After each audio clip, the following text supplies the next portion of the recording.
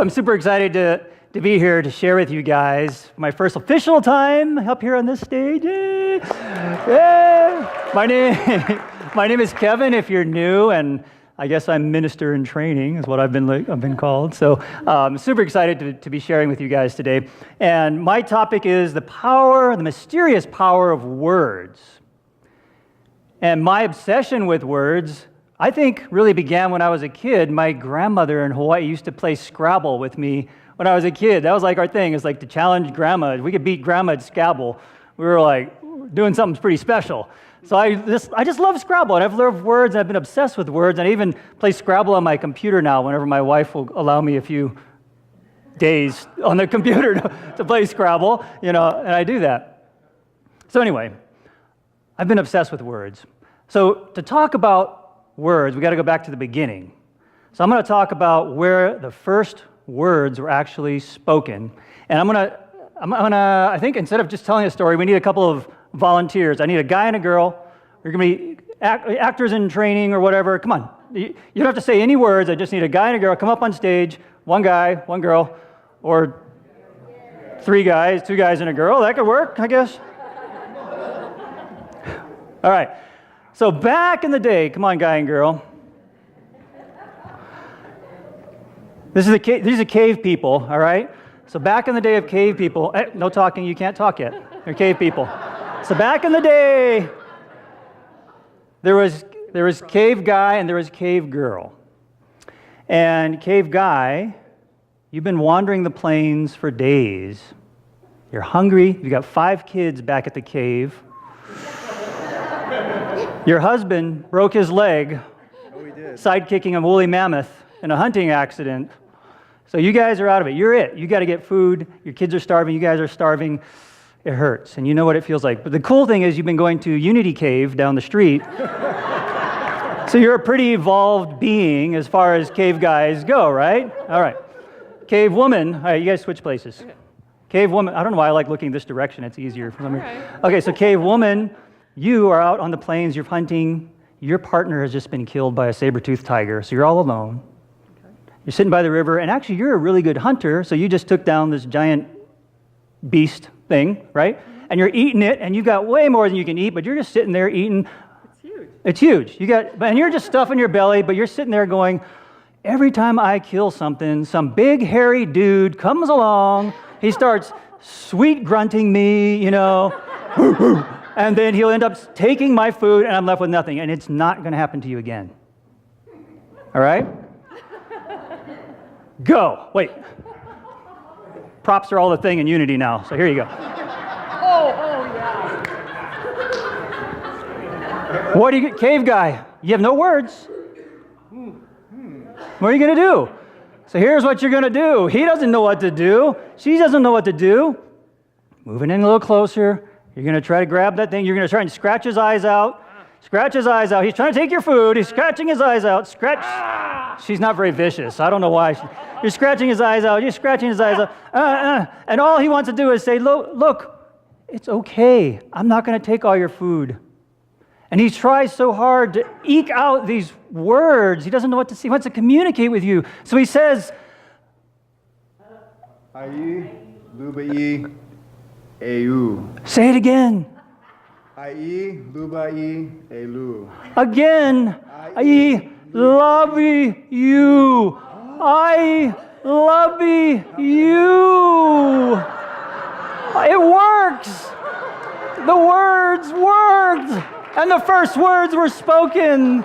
Thank you, actor. Thank you. Sorry, Zeke. So those,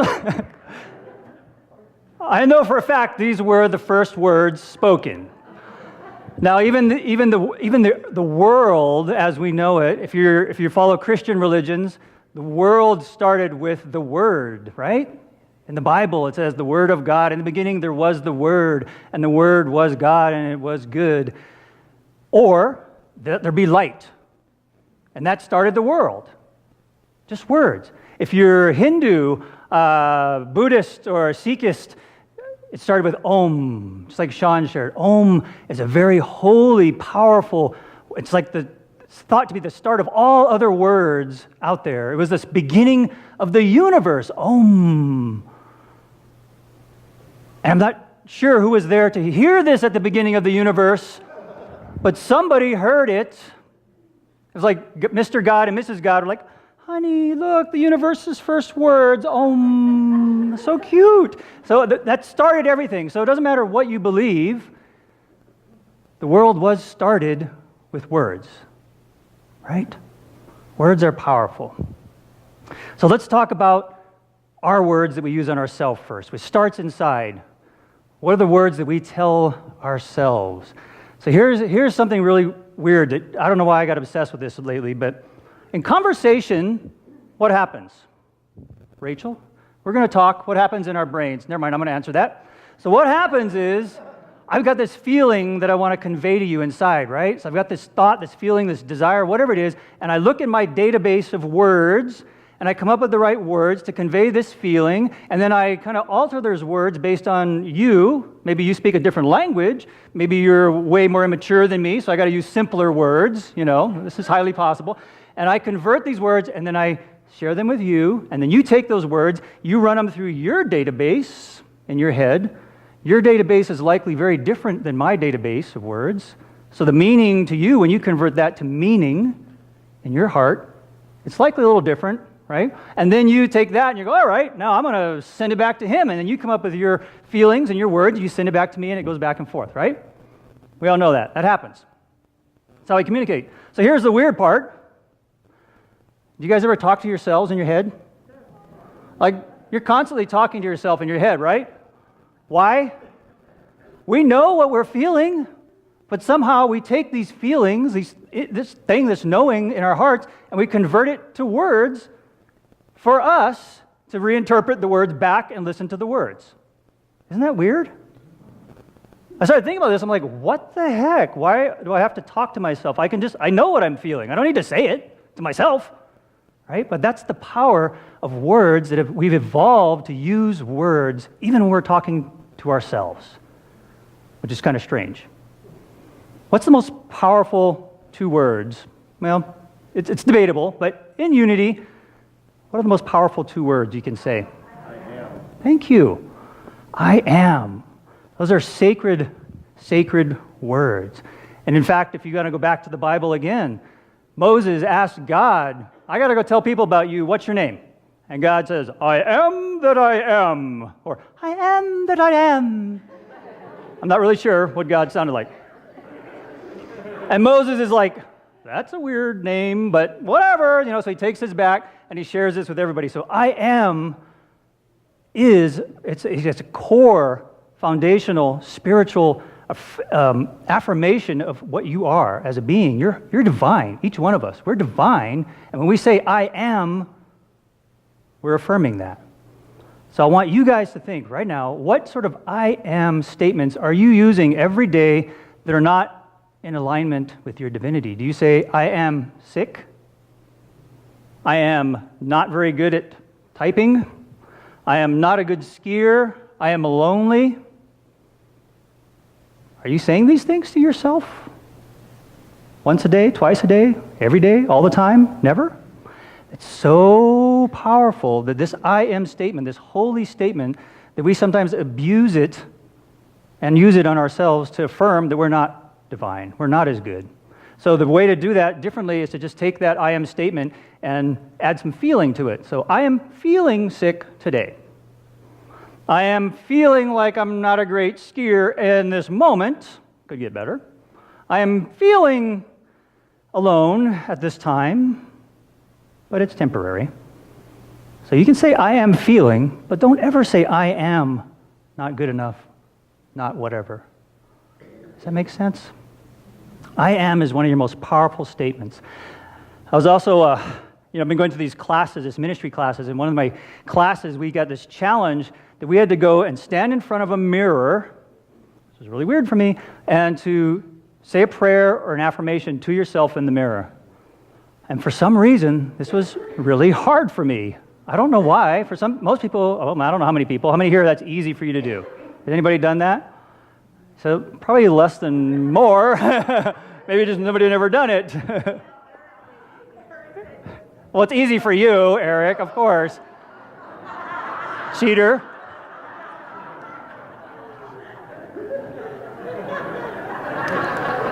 Touché, my friend. But why is it so hard? And for me, I started to think about why is it so hard to look at myself in the mirror and say these powerful affirmations and prayers? And I think, number one, I just felt silly. But really, the underlying thing was that my words are powerful. And when I see myself saying these things to me, I feel like, shoot, I got to listen to myself. Because my word is good. When I give my word, it means something. So if I'm telling myself in the mirror, you are this, or you're going to do this, or you're divine, I'm like, whoa, that takes on a whole nother meaning. And it made me realize how powerful it was to put words to my thoughts. Like I could sit and pray and whatever in my head and tell myself I'm divine all day, no problem. But when I put the words out there and actually say them to myself, it's a whole different ballgame. Now, some of you might have issues around the word prayer or God. Anybody here like me? I started, this is all pretty new to me in the grand scheme of things. I've been in Unity about 3 years, and before that, I had really no religious background, but I had a lot of baggage around God, the word God, and prayer. I was like, ooh, I don't get it. It's weird. Don't talk to me about that stuff. But then, through my little mini evolution of myself, I started to realize these are just words. Again, they're just words. I can use my database that I have. I can put whatever words I need to in there. And if somebody says God, whatever it means to them, it doesn't matter. God to me means everything that I want it to mean. I started to come up with a saying that if you don't like the word God, just add another O to it and call it good. Where's my drummer when I need it, right? It's all just a word, and you can assign the meanings that you want to those words in your head. The meaning of God, right? It's just a word. Let's talk about how we talk to other people now. How our words work and affect other people. I've got a little video we're going to share with you to start this one off here. Hope it's working. We had some technical difficulties this morning. Choose your next words carefully tonight. They may be your last as king.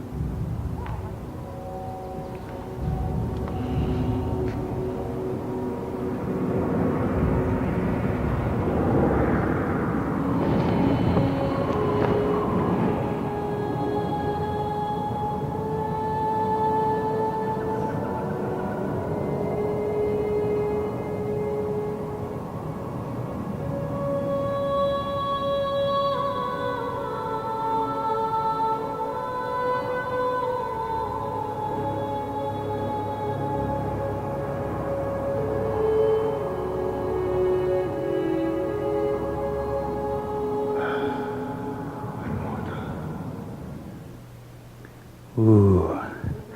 Spoiler alert, I know some of you might have seen that one, but it doesn't end well for either one of them.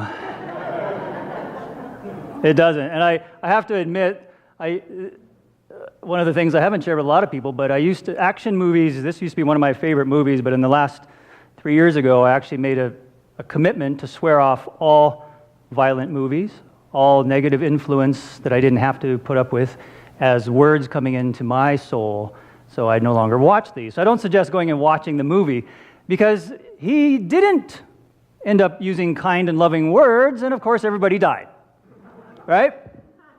But what he did do right was he paused, and he reflected, and he thought about his next words before he spoke.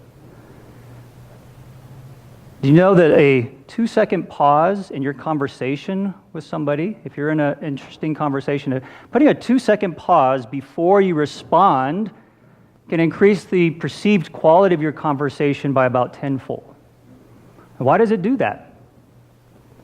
Because when you pause and you're talking to somebody and that person says whatever, you pause, you can hear them, you can understand what they're saying, you can formulate a better response to them, and more importantly, they feel heard, right? You might want to try this and see. They feel heard, and that's one of the most powerful things you can do for someone is to make them feel heard, okay? I'm gonna do a little practice thing with you guys. I want you guys to turn to somebody. You're gonna pair up, doesn't matter who, know them or not, just turn to somebody. Come on, turn to somebody. And one of you, raise your hand, you're gonna be person A. Raise your hand, person A. Okay. So the other person who didn't raise their hand, you're gonna go.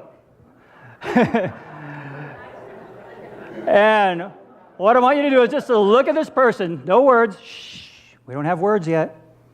Without any words, just look at this person and think of something in your head nice that you could say about them. It could be what they're wearing, the way they look, their smile, their energy.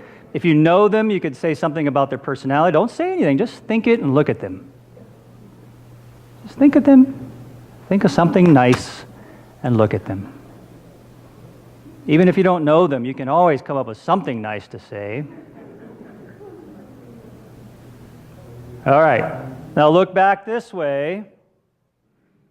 Now, that probably still felt pretty good, right? Like I heard a couple little giggles and some smiles. Like that energy felt pretty good. Like, oh, somebody's thinking something nice. All right, now I want you to turn back, pause for a moment, and think about what is a really nice way you can tell them. And tell them.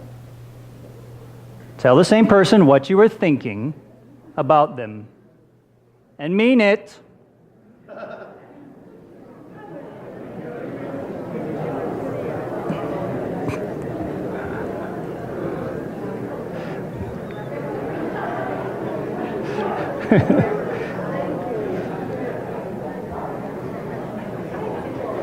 Aw, look, people are hugging over here. This is awesome. All right, so I hate to disturb this loving thing we've got going on here, but didn't that feel a little better? To hear the words, even from a total stranger, if it was a stranger, it felt so much better, so much more powerful to hear the words than just have them thought about you. So how often do you think that you could be saying something that you didn't? Sharing a little bit of love with somebody, even if it's a total stranger or canine. You can say loving things to the canines too. It's so much different when you say those words, when you let them out, right? All right, I have a little quote here. This is from one of my favorite people next to my mom, of course, is Mother Teresa. And Mother Teresa, I've always had a little thing for her. I don't know what, she's just amazing. But kind words can be short and easy to speak, but their echoes are truly endless. Is that not true? Just a few simple, short, kind words go on and on forever. It's kind of amazing. So, if you don't believe Mother Teresa, like who's not going to listen to her, right? You need some science. Here's some science. Placebo. You guys know all about the placebo. We've talked about this. The placebo effect. For you younger ones, or Rachel, who's kind of immature here, you don't know some of these things. The placebo is scientific proof that we can say bad stuff about somebody and they will either get sick or they'll get well. We can say good stuff or bad stuff. It is scientific proof. Drug companies use this to test their drugs against something called the placebo effect, meaning that I can give you a sugar pill and tell you you're going to get better, and 20% of people do. The words can change your body chemistry. It's absolutely scientifically proven.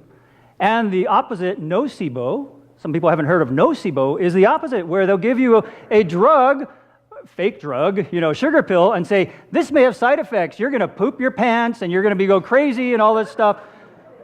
But it may help your whatever it is that you've got problems with. And it's going to happen to you. 20% of the time, people get these side effects, even though they took a sugar pill. The power of words. It's crazy, right? So, your words are you. You are your words.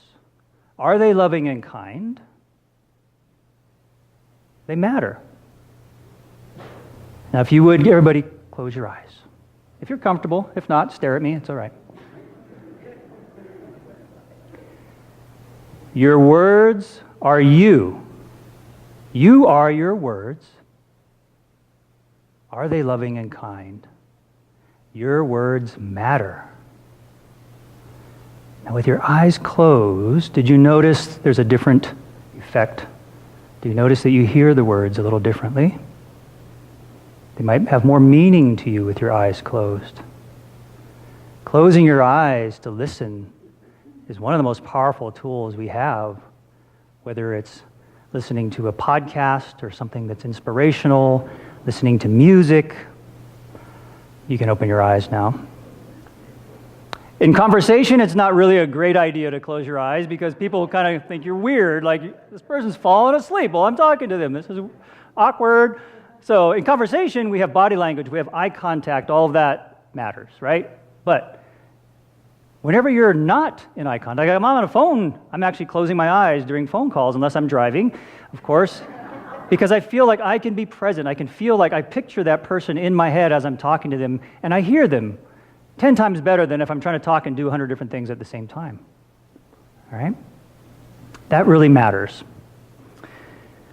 I want to share this little story with you guys. When I was in California about a year ago with my family, well, my son and my wife, we went down to visit some colleges in San Francisco area, and we stayed overnight down there, and that night before we were going to the college, I had a dream, and it was this bizarre dream where I was sitting at a coffee table with a laptop computer in front of me, and my wife was on the other side, and I'm sitting there, and I looked up at her, and she's talking to me, and I said, "I see you." And she kept talking, and I said, "I see you." And she kept talking, and I said, "I see you." And that's all I would say. I'm just saying, "I see you, I see you, I see you." And I woke up in the morning, I'm like, what was that all about? That was weird. And I told Claire and Nico about it, and Nico had his girlfriend, and we all were driving to the college, so I told them about my dream in the car, and they're laughing and making jokes like, I see you, you know. We're laughing it up. So we go to the college, and we do the tour and all that, and we're walking into the cafeteria, and as we're walking in, I look, and something catches my eye on the bulletin board on the side. I turn and look, and there's a poster smack in the middle of the bulletin board that has a laptop computer, 2 hearts on either side that say, I see you, in the heart. And I just got chilled. I'm like, and I told Nico and everybody, I'm like, and they were like, oh, that's weird. You know, they're all, oh, freaky, Dad. And so it became like a theme for me after that. It was like, okay, obviously Spirit's trying to give me a message here with this I see you thing, so I started to pay attention. And over the course of the year, I started to realize this powerful thing, I see you, is about hearing the words that people say, and more importantly than hearing the words that they're saying is sometimes ignoring the words and seeing them. The divine in each person, no matter what they're saying. Sometimes their words are not in alignment with who they are, but I can see them. I can see the divine in you, even if you're telling me my shirt is loud and obnoxious. Thank you, I love you. You know, it's okay. And that becomes a really super powerful thing that we can see through that. See through the words sometimes that we don't see as representative of who they really are.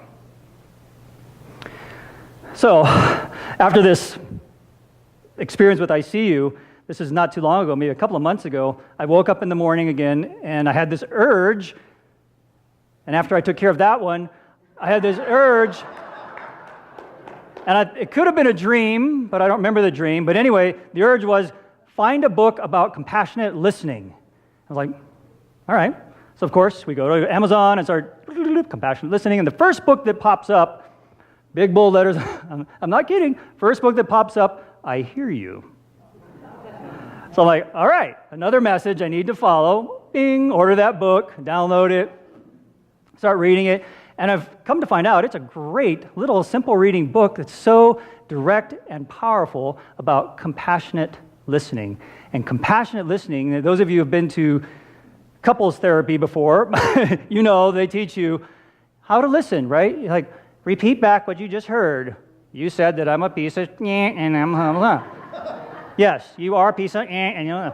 Okay, that's rote repeating. That doesn't really work, in my opinion. And listening is not just sitting there quiet while somebody talks to you, but compassionate listening is to understand the feeling behind what they're trying to convey. To understand the feeling and then to empathize with that feeling in some sort of affirmation. You're affirming that their feelings are valid. And the cool thing, especially for couples here, is that you don't have to agree with them to affirm their feelings. You just have to say, your feelings are valid, and I get it. Totally wrong, but I get it. You know what I mean? You don't say totally wrong. That's little my edit. But the whole idea is that these words of affirmation became so powerful. I see you and I hear you. To me, just all of a sudden opened up a whole world of communication with my family, my friends, everything else. And it's all based on how we use our words, right? Our words are powerful. I want to share with you the most powerful words that were said to me recently. About 3 years ago, when I was going through a really tough time, I was depressed, and I started to see Reverend Jane for some therapy. And at the conclusion of our several sessions, quite a few sessions, I really was starting to feel a lot better. And I was sitting with her, I remember, and this was like one of our last sessions. She said, "Kevin, how are you feeling?" And I said, "I'm actually feeling really good, you know? But I don't know. I'm kind of feeling like it's not going to last. You know, maybe it's just all in my head that I'm better." And she kind of laughed and goes, "Well, of course it's all in your head." Of course it's all in my head. And for some reason, boom, like a 2x4 hit me. It is all in my head. I have control with my words and my thoughts. I can control everything in my life. I can turn my life around. I can get out of this depression. I can see love where I didn't see love before. This completely changed my world to know that I was in control with my words and my thoughts. Our thoughts are powerful, friends. Our thoughts are immeasurably powerful. Sometimes I think of thoughts like our footprints in the sand of our legacy. Every word you say counts, just like in Scrabble. Our words define us, and our words never die. They outlive us. So I encourage you to play your highest scoring words first, which are, I see you, I hear you, and I love you. Thank you.